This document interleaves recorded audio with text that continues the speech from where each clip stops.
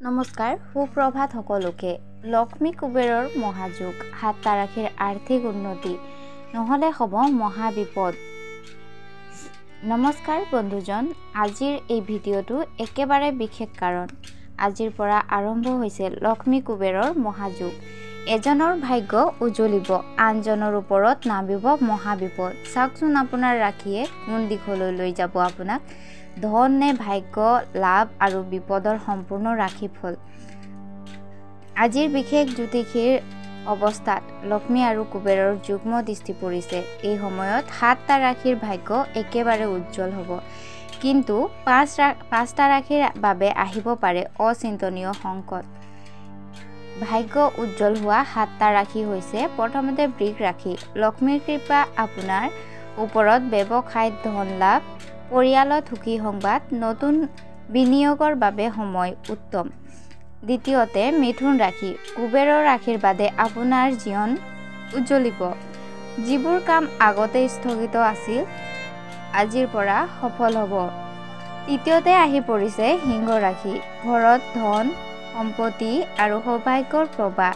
লক্ষ্মী দেৱীৰ কৃপা আপোনাৰ গৃহত স্থায়ী হ'ব পাৰে। চতুৰ্থতে তুলা ৰাশি। দীৰ্ঘদিনীয়া ধন সংকট শেষ, নতুন উপাৰ্জনৰ পথ খুলিব। লটাৰী, শ্বেয়াৰ মাৰ্কেট বা চুক্তিত লাভ সম্ভাৱনা। পঞ্চমতে ধনু ৰাশি। ভাগ্য আৰু আধ্যাত্মিক শক্তি দুয়ো একেলগে পদোন্নতি, বৃদ্ধি আৰু মান সন্মান লাভ কৰিব। ষষ্ঠতে কুম্ভ ৰাশি। চাকৰি বা ব্যৱসায়ত অচিন্তনীয় উন্নতি। আটকা ধন আহিব পাৰে আৰু লক্ষ্মী কুবেৰৰ আশীৰ্বাদে জীৱন উজ্জ্বল হ'ব পাৰে। সপ্তমতে মীন ৰাশি। সোণালী সময়, যি কামত হাত দিব সেয়া সফল হ'ব। ঘৰ বা নতুন গঢ়নিৰ কাম আৰম্ভ কৰিবলৈ উত্তম সময়।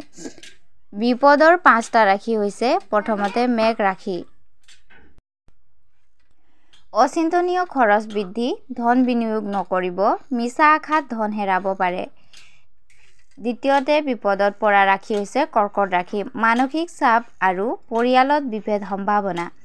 গুৰুত্বপূৰ্ণ সিদ্ধান্ত ল'ব নালাগে। তৃতীয়তে কন্যা ৰাশি।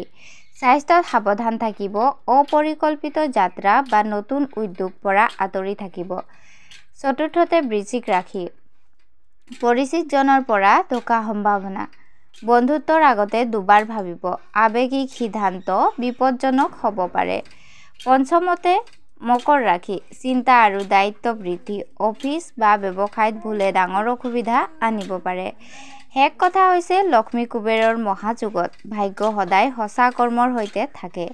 অন্যৰ উপকাৰ কৰক, পিতৃ মাতৃৰ আশীৰ্বাদ লওক, আপোনাৰ ৰাশি উজ্জ্বল হ'ব। ধন্যবাদ।